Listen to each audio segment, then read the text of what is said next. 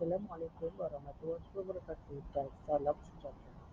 Nama saya diberi Muhammad Haris Fazli bin Harun, merupakan pelajar daripada Politeknik Ibrahim Sultan yang di bawah penyelia projek Dr. Muhammad Hilmi bin Abu Bakar dan Encik Khadiruddin bin Saliman. Hari ini saya akan membentangkan tajuk kajian yang telah dijalankan, iaitu keberkesanan penggunaan realiti maya 360 di kalangan pengguna. Dalam penyelidikan berdasarkan beberapa aspek, iaitu pertama iaitu dari segi pengenalan, yang kedua penyataan masalah, yang ketiga objektif kajian, yang keempat kajian literatur, yang kelima metodologi, dan yang keenam dapatan kajian. Berdasarkan daripada pengenalan galeri Gunung yang merupakan objektif utama, menurut Pusat Bahasa Jabatan Pendidikan Nasional 2003, galeri juga merupakan tempat untuk mempamerkan hasil kajian untuk dikomunikasikan kepada masyarakat luar. Galeri ini juga sering diartikan sebagai ruang atau bangunan tersendiri yang digunakan untuk dipamerkan hasil karya seni. Fungsi Galeri Gunung Ledang adalah untuk memberi informasi dan pengetahuan mengenai Gunung Ledang kepada pengunjung untuk menarik minat pada masa akan datang, antaranya mempamerkan bahan-bahan artifak dan spesimen dan bagi menyimpan maklumat umum mengenai mitos dan juga puteri Gunung Ledang. Seterusnya iaitu apakah penyataan masalah. Penyataan masalah iaitu konsep pameran galeri mendapat tarikan paling sedikit berbanding tempat lain.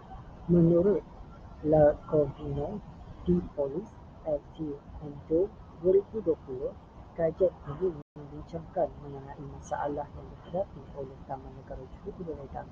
Hasil daripada pemerhatian dan sisi penubuhan yang telah dijalankan menunjukkan bahawa galeri tersebut sepenuhnya menggunakan kaedah promosi konvensional. Di samping itu, galeri ini kurang mendapat sambutan kunjungan dari pelawat pada masa kini kerana galeri kurang menjalankan kaedah mempromosikan warisan galeri Gunung Ledang di khalayak ramai. Seterusnya, berdasarkan tinjauan literatur, artikel yang berkaitan adalah di platform sosial media. Berdasarkan tinjauan literatur ini, menjelaskan tentang hasil dapatan kajian menunjukkan bahawa antara salah satu usaha yang dilakukan oleh institusi muzium ialah mengimplementasikan teknologi imersif bagi meningkatkan tahap interaksi pengguna.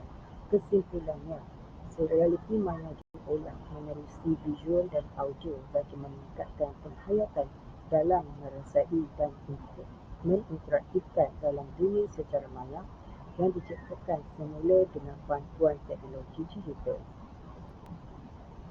Seterusnya, berdasarkan beberapa objektif dalam pembangunan medium realiti maya 360 secara 3 dimensi, berdasarkan 4 objektif, iaitu mengenal pasti masalah, mempromosikan galeri kepada pengunjung. Yang kedua, mereka bentuk pembangunan realiti maya 3D. Yang ketiga, membangunkan prototipe dengan menghasilkan dalam bentuk 3D. Dan yang terakhir adalah menguji tahap keberkesanan terhadap yang medium yang telah dibangunkan. Objektif dan persoalan kajian utama dalam pembangunan galeri Singgah Puteri realiti maya 360 3D ini berdasarkan beberapa aspek. Berdasarkan aspek pengujian, iaitu tahap kebolehgunaan pengguna terhadap medium yang dibangunkan. Seterusnya, metodologi kajian. Berdasarkan metodologi kajian, antara kaedah instrumen yang telah dijalankan secara kuantitatif, strategi yang dilaksanakan melalui borang soal selidik secara bersengketa, populasi ke atas kumpulan secara rawak, menggunakan skala lengkap. Daripada hasil analisa kajian, mendapati seramai 160 orang responden yang diperoleh dengan menggunakan pengiraan kuantitatif NIM dan purata menggunakan Excel. Yang seterusnya adalah hasil dapatan kajian. Daripada hasil dapatan kajian, Penyelidik mengkaji beberapa aspek iaitu profil demografi responden, mengandungi jantina, bangsa dan status pekerjaan dengan jumlah responden seramai 160 orang responden, merangkumi lelaki dan perempuan. Seterusnya, statistik deskriptif. Profil demografi pada responden mengandungi 4 aspek iaitu kemudahan, kemudahgunaan, kedua kebergunaan, yang ketiga sikap terhadap penggunaan dan yang keempat tingkah laku pengguna. Berdasarkan jadual yang telah dipaparkan, jadual ini menunjukkan antara faktor penerimaan responden kemudahgunaan. Daripada hasil dapatan kaja yang dinilai dari aspek kemudahgunaan, mendapati bahawa puratan ini secara keseluruhan pada tahap yang tinggi iaitu pada 4.1. Seterusnya, jadual ini secara dipaparkan iaitu faktor penerimaan responden kebergunaan.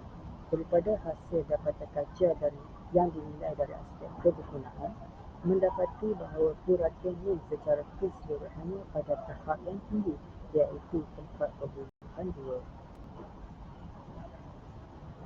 Seterusnya, jadual yang telah dipaparkan ini menunjukkan faktor penerimaan responden iaitu sikap terhadap penggunaan medium relatif maya. Daripada hasil dapatan kajian yang dinilai daripada aspek sikap terhadap penggunaan, mendapati bahawa puratan ini secara keseluruhannya pada tahap yang tinggi iaitu 4.2. Yang terakhir adalah jadual yang telah dipaparkan ini menunjukkan faktor penerimaan responden tingkah laku medium relatif maya dalam kalangan responden. Dapatan kajian yang dinilai dari aspek tingkah laku pengguna mendapati bahawa puratannya secara keseluruhannya pada tahap yang tinggi iaitu 4.2.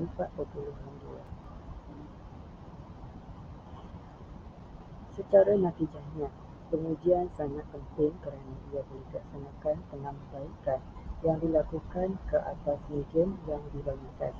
Penyelidikan masa depan dinilai dari segi tahap keberkesanaan secara kaedah pengajuan. Sekian.